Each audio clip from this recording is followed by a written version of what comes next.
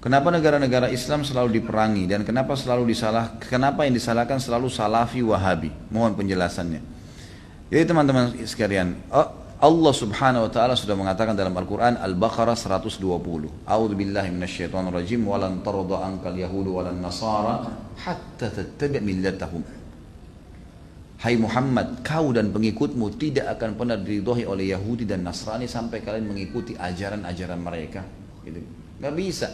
Anda Muslim pasti akan, ini benar. Antara kebenaran dengan kebatilan akan terus bersaing. Gak mungkin antum ditinggal diam. Makanya kita bergerak, kiat, gitu kan? Bergerak menyampaikan agama kita. Sesuatu yang bergerak itu susah untuk diserang sebenarnya. Tapi sesuatu yang vakum mudah untuk diserang. Antum kalau lagi mau berburu, kalau hewannya bergerak terus susah kan dibidik. Tapi kalau dia diam di tempat mudah untuk dibidik. Begitu sekarang muslimin vakum, nggak belajar agama, nggak terapin agamanya. Ya pastilah jadi sasaran gitu kan. Bahkan kata Nabi SAW nanti akan datang di akhir zaman nanti. Kayaknya sudah masuk waktu kita.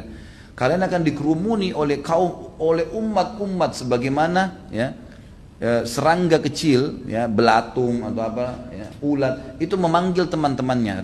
Makna yang lain adalah seperti orang yang memanggil teman-temannya untuk ngeroyokin satu nampan makanan. Lalu maksudnya diperbutkan ya, diambil, dibunuh, dirampas, dijajah, semaunya mereka. Kata para sahabat itu sedikit komunitasnya cuma di Madinah. Ya Rasulullah, apa jumlah kami sedikit waktu itu? Kenapa mereka bertanya ini? Karena mereka waktu itu jumlahnya sedikit tapi orang-orang kafir banyak takut semua, gitu kan? Karena takut dengan kaum muslimin. Lalu kata Nabi SAW, tidak, kalian banyak sekali, tapi kalian seperti buih di lautan. Tidak ada sama sekali masalah. Lalu kata Nabi SAW, dan pada saat itu penyebab utamanya adalah wahan. Kata para sahabat, ya Rasulullah, apa itu wahan? Wahan ini kekacauan, kacau, gitu kan? Kata para sahabat, apa itu wahan ya Rasulullah? Kata Nabi SAW, hubbud dunya wa karahiyatil maut. Kalian cinta sekali dengan dunia, pokoknya untuk dapatin dunia, mobil, rumah, haram pun gak ada masalah. Agama sudah nomor 30, gak ada masalah. Gitu kan. Maka ini kan hubbud dunya, cinta dunia, wa karahiyatil maut, dan takut menghadapi kematian. Riwayat lain, riwayat Tirmidzi dan Abu Daud disebutkan wa karahiyatil jihad, dan kalian benci jihad, tidak mau berperang membela agama Allah. Jadi pada saat itulah kita memang mundur. Makanya teman-teman harus sadar, umat ini akan menyerang kita. Kalau masalah Salafi Wahabi ini istilah, ya Allah, ini fitnah teman-teman sekalian. Ini fitnah. Dari mana istilah Wahabi ini? Dari mana istilah Salafi ini? Ini fitnah. Sebagian teman-teman kita yang berpegang pada sunnah Nabi SAW sering mengatakan kita kembali kepada pemahaman salaf. Pemahaman salaf maksudnya sahabat. Salaf itu orang terdahulu. Dikatakan pesantren salafiyah, pesantren yang dulu, tradisional gitu kan. Jadi itu pemahaman kembali kepada salaful ummah. Hanya itu. Begitu dikatakan kembali kepada salaf sahabat, oh ini kelompok salafi namanya. Nisbatkan. Dari mana ini penisbatan ini gitu kan? Kemudian Wahabi. Apa Wahabi ini? Dari mana istilah ini? Ini keluar dari mulut orang-orang yang tidak bertanggung jawab. Kalau kita lihat cirinya orang Wahabi, yang dianggap Wahabi orangnya berjenggot, jalankan sunnah Nabi. Kalau sholat ke masjid, istrinya pakai tutup aurat. Ya, di rumahnya jauh dari perbuatan dosa. Ini nih kelompok nih. Diolok-olok, Wahabila. Saya pernah dimasukkan dalam grup, gitu kan. Saya lihat semuanya disatuin. Teman-teman dari semua ormas ada, termasuk nama saya masuk di situ. Banyak, mungkin ada 80 atau 100 orang ustadz, kiai dan seterusnya. Baru saya masuk di situ saya sudah baca. Ini banyak ustaz-ustaz Wahabi dimain-mainin gitu, tulisannya pakai O. Wahabilah ini. Ini Wahabi ini suka tolak salawat, suka tolak zikir, suka tolak doa. Saya berpikir kalau saya mau tanggapin, ini 80 orang, 100 orang di situ, kemudian akan habis waktu saya menyita di situ. Sudahlah, saya keluar, minta maaf, saya nggak ada urusannya di sini, saya keluar. Karena yang bilang orang-orang yang pernah belajar di Saudi teman-teman benci sama zikir itu siapa? Anda yang fitnah itu. Gimana caranya?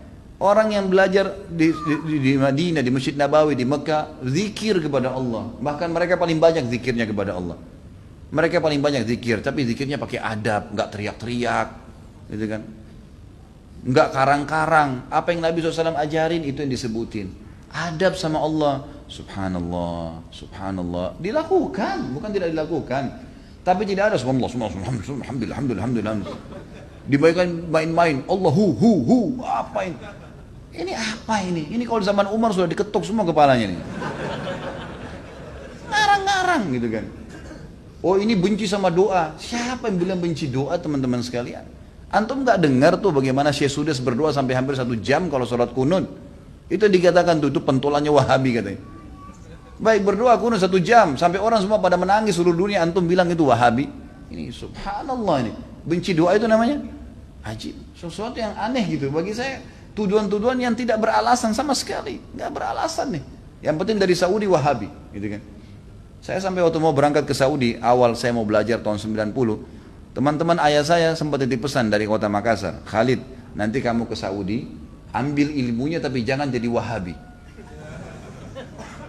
Baik, saya berangkat 6 bulan pertama teman-teman sekalian, semua guru yang masuk saya ketakutan lihat. Ini Wahabi nih. Apa ini Wahabi nih? Mau yang menakutkan ini. Kena wanti-wanti begitu.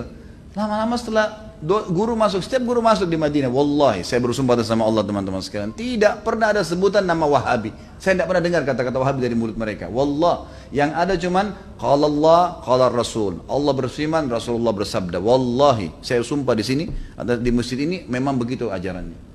Begitu ajarannya, qala Allah, qala Rasul. Qala Allah, qala Rasul selalu. Atau diikuti dengan penjelasan Ibnu Abbas, sahabat, Ibnu Umar, sahabat. Nih pemahamannya mereka. Ini pemahamannya sahabat tentang ayat ini, tentang hadis ini. Itu yang kita pelajarin. Dan kalau ada masalah fikih didatangkan 4 mazhab semua. Imam Syafi'i bilang begini, ini dalilnya. Imam Ahmad bilang begini, ini dalilnya. Imam Malik bilang begini, Abu Hanifah begini, dalilnya. Jelas, semuanya begitu. Setelah 6 bulan saya berpikir, kok saya harus takut dengan orang-orang seperti ini ilmu semua disampaikan, gitu kan? Ilmu semua. Dan bagaimana mempertemukan antara ambil ilmunya, jangan jadi Wahabi. Bagaimana memahami? Saya nggak nyambung gitu.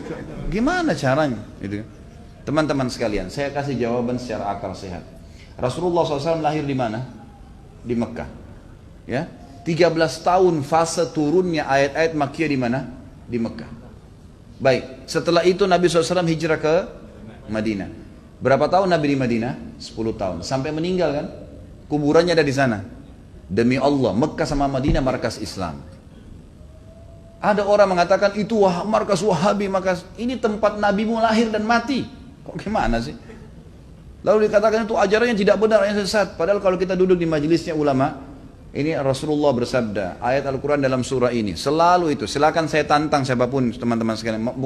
Bukan tantang. Saya ajak anda kalau lagi umrah, yang mengatakan Wahabi, tolong anda datang ke Masjid Nabawi, Masjid Haram Mekah, duduk di majelisnya salah satu ulama situ. Coba dengarin apa yang mereka bilang. Coba jangan, atau mau bertanya silakan. Pasti mereka jawab, hukumnya qala Allah, Allah berfirman surah ini, Rasulullah bersabda begini. Itu isinya. Itulah yang mereka bilang Wahabi. Ini kemurnian agama teman-teman sekalian. Dan kalau anda tidak pertahankan kemurnian agama, lalu siapa yang mau pertahankan? Ini aneh sekali gitu. Ini luar biasa, sebenarnya harus diluruskan. Mudah-mudahan Allah berikan hidayah ya. Banyak orang Islam yang tidak faham, ya, dia kukunya masih panjang, sholatnya masih Senin Kamis, ikut-ikutan Wahabi juga. Bukannya belajar, bukannya nanya, malah ikut-ikutan. Ini fitnah di tengah-tengah kaum muslimin. Kata Nabi SAW, Yahudi terpecah 71 golongan, Nasrani 72, umatku 73, semuanya di neraka. Mampir neraka dulu, nanti masuk surga iya.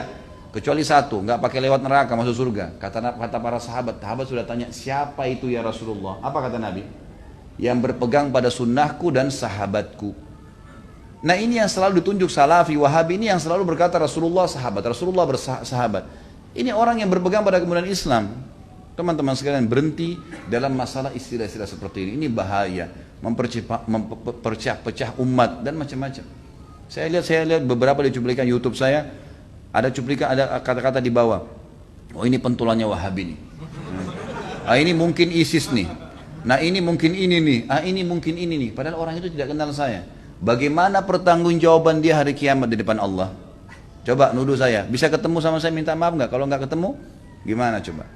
Saya bisa maafin, tapi dalam hukum Islam, kalau seseorang memfitnah saudaranya Muslim, menuduh sesuatu yang dia tidak punya ilmu, kan itu. Sudah dimaafin pun pada orang yang melakukan, orang-orang yang sedang difitnah, tetap hukum syar'i dia harus minta maaf. Kalau tidak, saya dapat pahala karena memaafkan, dia tetap dihukum sama Allah karena masih belum minta maaf. Variabelnya begitu kan? Hukumnya begitu. Orang mencuri, yang itu. Kemudian dia tidak kembalikan haknya orang, tetap dihukum. Gak bisa. Maka teman-teman berhenti dari fitnah ini. Kita ikut-ikutan. Ini dikatakan teroris. Oh, kita juga ikut-ikutan teroris semua. Ini garis keras. Ini kita katakan garis keras. Belajar. Kita punya mata bisa melihat, telinga bisa mendengar, hati bisa berpikir, bisa merenungi. Dengar dong dulu, gitu kan? Apa yang disampaikan? Kalau disampaikan